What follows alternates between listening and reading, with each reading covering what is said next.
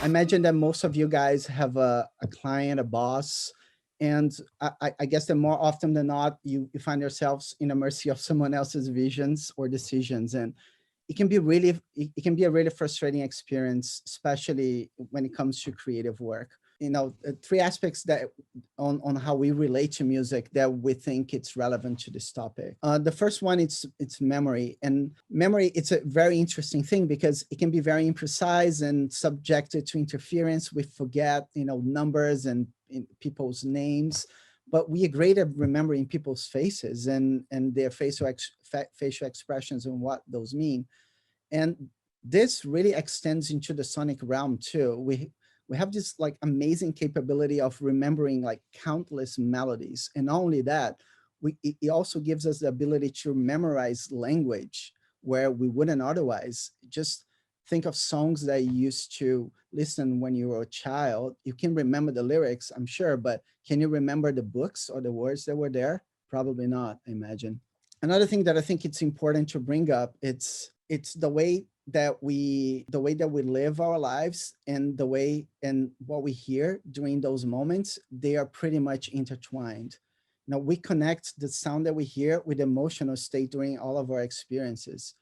And then we basically recall when we listen, we hear that sound again, we just recall what that emotional state was. And on the other hand, the way the actual experiences that you're having when you're listening to a song also influences how you perceive that song in the future. And this is really important to what we are talking about here. And thirdly, and but not least, it's cultural influences, because our culture and the things around us really influences how we relate and perceive music. Things like cinematic, sci-fi, or Bollywood for that matter, all of that is really shaped by by the culture around us. We have a lot of impediments here. So how do we actually deal with it? How do we communicate, and how do we deal with the briefs, and how do we talk with our clients? Well, firstly, when we're using spoken language, we tend to limit our vocabulary to cultural references, things that we can agree on: luxurious, epic, sci-fi. All of these things, it's shaped by our culture, like I mentioned before, and it's more accurate, and it makes more sense. The second way to go, to me or to us, it's just be proactive. I think planning is really important when you're on a project, but creativity, it's really about exploration, intuition, and just learning while you're in the process of creating. The more you create and more you deliver to the client, the more chances you have to actually observe how he gets back to you, and see his reactions. And that brings me to my second point, which is present whenever you can, because just looking at your client's face and seeing his reaction the first time he hears or sees something, it's incredibly valuable. It's more valuable than 1 hour brief call, in my opinion. And finally, I think that exploring things beyond spoken language, our senses, it's like our main gateway to see the world around us. And with technology and more innovative interfaces, we can really use other senses and other methodologies to make that communication possible or easier.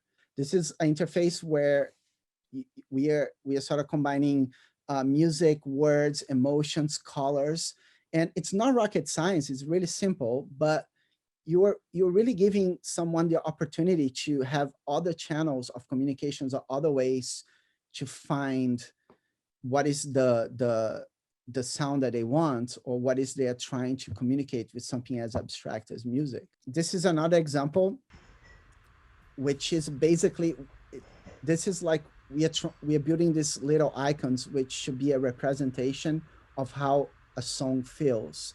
And the idea here is to create another language that might be not as direct as spoken language, but it's intuitive and inspirational. And it's just another means of communication. It's just so we have like a multi-dimensional way to to actually communicate when we're talking about sound. So just to wrap up, I just wanted to give you guys, our, internal guidelines, when we are trying to elevate someone else's vision or idea. The first one is just to be humble. Creative minds are many things, but humble, it's definitely not one of them. Just like acknowledging that your client maybe has more insight on the full picture, or he understands, what exactly needs to be done. It's a great first step. The second very important thing here is work together. Firstly, because creative work is always better together. Secondly, because when you're on a team, you're way more likely to accept someone else's contribution than when you're just an individual. When you're working alone, it really encourages you to be in this single-minded state, where you're limited by the confines of your mind. It's just way more agreeable when you're in a group, in a pack. And finally, don't don't try to change your client's mind. Work with whatever you have. I think that when you embark in someone else's creative journey, it might take you to places where you wouldn't make it alone. It's just very interesting. And in the end of the day, if you fail, it's fine. It's just a failure. And when your client is not looking, you can always blame him anyways. So it's totally fine.